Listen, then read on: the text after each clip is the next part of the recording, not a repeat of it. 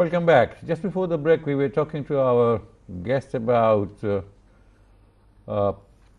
in this profession where you have to meet so many people, break so many grounds, there are so many barriers.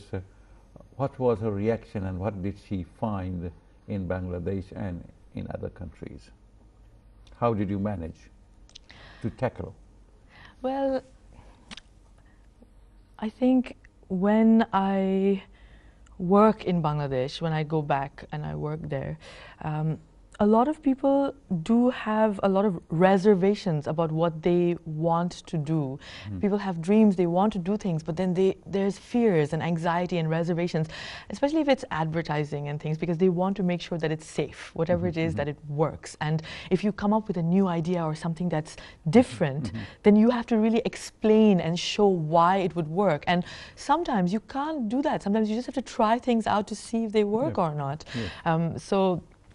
Those are always, I guess it doesn't matter where that is. It's anywhere really. People So it does need an enterprising client, isn't it? Yes, I mean the relationship and also the people and their mindset is very important. How they feel about taking things to a different level. But also how you feel about what they feel about. Right, exactly, absolutely. Because you can't go to a different track. You see, if a particular campaign has been successful, they would probably be happy with that and follow the same beaten track. Exactly. I mean, but the thing is, once you break a ground and you do something, then suddenly everybody else realizes that it works, and then it becomes oversaturated. So even there's a danger of that as well. No, advertising in probably it's improving, but it's still the same that I have seen in the 60s, 70s. And somebody comes in, says something about a particular product or a housing project or anything, you see, and then he says no, the other person says no, it's not good, and the first person who came in said no, it's good, and the person who was saying it's not good again starts talking in positive manner about the same project, and ding, ding, ding, it's over, you see. It is not convincing at all, you see. This is very childish. Well, back in the 60s, 70s, 80s, advertising was all about people just consuming whatever was given to them, great images, an aspirational identity, but it has changed so much now. Now it's all about the reviews. I mean, anything that we buy, we always want to know what the reviews are. What are other people saying about it? What do they think about it? What are their personal opinions of things? I think it's really, really changed. What is the first thing that, like you are a designer, you can illustrate, or you are a photographer, see, what do you look for, suppose in a particular advertisement of a housing project or a particular consumer product like potato crisps? Right, okay, that's a very good question, because I think each person looks at it as whether it works with their lifestyle or not, and different things, they're attracted to different things depending on who they are, right? So I personally look a lot at advertising because that's what I'm interested in, and I always look at things because there's so much traffic everywhere, whether it's your phone, whether it's the underground, whether it's public transport, you're bombarded with information and imagery, and everyone is trying to fight against each other. So things which are simple really come out, and also words which don't quite make sense nowadays. The copywriting has changed to a different kind of language. It's much more shorter. It's sharp. Yeah, it's short, sharp, and also sometimes it doesn't even make sense. So well, sometimes it doesn't make sense, and people are attracted to that. Exactly, because it's a talking point, right? It makes you want to ask each other, what is that about? So, yeah, even if it's annoying, you want to discuss it. I also observed that in Bangladesh, there's a lot of advertising in English language, see, and probably it is for the class that it is aiming at, see. But English is not spoken so widely as it used to be before, see. But of course, there's 10–12% of the population would do that, and particularly in Dhaka and the posh localities. But I see a lot of ads, a lot of billboards in English with very expressions that ordinary persons would not appreciate, you see. Well, that's an interesting point, because English is the universal language. Of course, you know, the way it's constructed is very different whether you're in the US or the UK or India or any other part of the world. But it is a universal language. And when we, আমরা যদিও আমার ভাষার জন্য আন্দোলন করছি, আমরা কত, we have worked so hard to keep Bangla as our language. কিন্তু আমরা অনেক communicate করি with both English and Bengali. You know, we do this. I mean, even though Bengali is something that is in our hearts always, it's easy to speak in English. Bangla are onek kothin because the words are much more complicated and stuff. But with English, Amra, we can communicate with the rest of the world. Yeah, it can be precise, isn't it? The message can be precise. Yes. In not so many words, but in a few words you can. Yes, exactly. Tell the other party that this is what you mean, this is what you want. Right, and also everyone can. I mean, anyone who can speak English can understand it. Yeah. That's a good point. That anybody who can speak English can understand. See, but what about those who can't? Those who, yeah, but it's quite easy to pick up English. That's the thing. Yes, I see. Particularly the words, the catchwords that people speak and.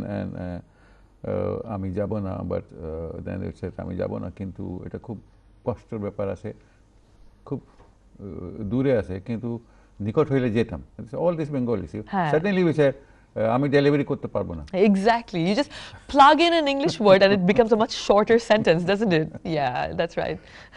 Right. Tell us something about Studio Inku. Oh, well, Studio Inku is a creative platform where I do any kind of image making. So it can be film, it can be photography, it can be advertising campaigns, because I produce as well. I basically can do like the all across the board to create campaigns and things. Right. So I thought it would be good to do it under a name which is not my name, but a separate name. So it's actually a production company in Bangladesh, but it's also just me doing lots of different things together. Studio Inku. And say you have collaborated with others to produce advertising campaigns, short films that are stylized and original. What is a stylized and original? Stylized and original means that I have given it whatever style that I thought was relevant for the story. And because I did it, it's original. And in 2017, you established a children's publishing company. Yes, that was a very exciting shift of doing like production and images and stuff. Yes, it all started because I was inspired to write and illustrate a children's picture book called Tiny Jumps In with a... Could we... Yes, it's... Pick it up. Could we show it on the screen? Focus it, yeah. Is it straight? There we go. Yep. Tiny Jumps In.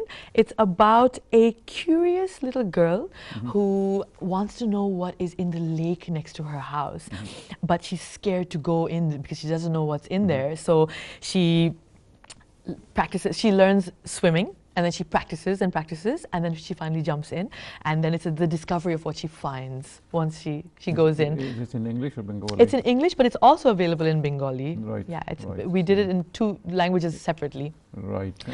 And it's because it was because I couldn't get it. I was trying to get it published, and we didn't find the mainstream platform wasn't looking for a story like this. Right. And so my friend, my very good childhood friend, she lives in Oakland, California, and she has children also. And we were just looking for things which represented us and stories which were in English and Bangla, bilingual.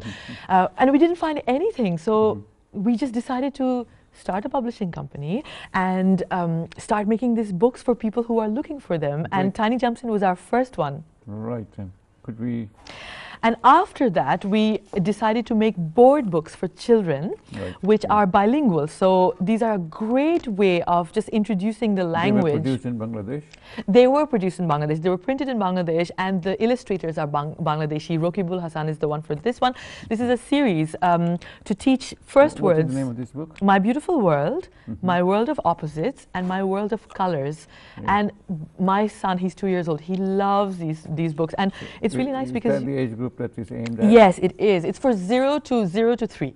So these ones are great. And the other good thing about them is that it has the pronunciations of Bangla in English. So even if you can't speak Bangla, you can learn it through these. So we ended up making some board books for children. We also realized the importance of the alphabet. And so we made a set of flashcards of the Bengali alphabet. This also has the English pronunciation. So if you can't speak in Bangla, you can still learn it. And it's really good for kids because they start, you know, saying Sharia, Rashoi, Digoi. It's great. It also has like Ka for Kachap or something? Yeah, it does. It says what it is. So Ka for Kak, and Sharia for octopus, and so there's images for each letter. It's wonderful. And we've got numbers 1 to 10, Ek Theke Dosh in English and Bengali. And then we've got another wonderful one, which is a set of flashcards about countries. So this is for people who are interested in other countries' cultures, their food, their clothes. So each is it's A to Z, so 26 different countries. It's not aimed at the same age group, is it? No, this is for older people, like 4+, anybody who's 4+. And this is all in English, whereas these ones are English and Bangla. And all these books were, mashallah, produced in Bangladesh? They were all produced in Bangladesh. And the illustrators are also Bangladeshi. Are they available in UK? They are available in the UK and the US. In the UK, they're available on gubabooks.com online. That's GUBABOOKS.com, Guba Books. They're all available there and on Amazon, actually. Right. And in Bangladesh, they're available in bookshops? Yes, they're available in a whole bunch of bookshops and in Arong. Are they affordable? They are affordable. They're very, very affordable. And the feedback that we got from people has been so encouraging because I think people are really looking for things like this. It's so important to have literature and just to read with your children, you know. So people really want it, whether it's a gift item, whether it's for, you know, your own children. It's just something that everyone's been loving. Right. What about the book that you illustrated for the Rohingya children? So that is what I'm working on currently. So after all of this, we just got commissioned by Save the Children to make a picture book, which is about, which is a fictional narrative, but it's based on a report that Save the Children did. So it's a fictional narrative about a young Rohingya boy. Is it in Bengali?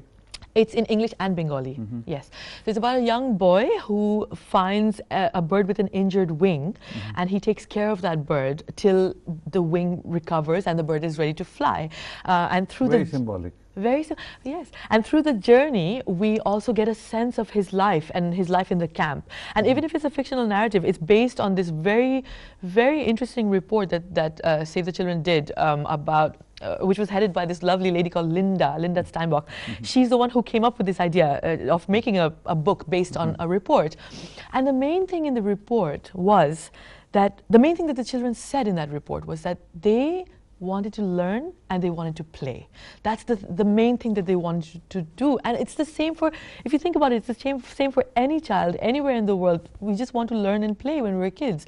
So it's kind of it's a way of telling a story about someone who lives in a very different world from us. Well, it's very nice to have these books, and particularly one for the Rohingya children, but will they be able to access it?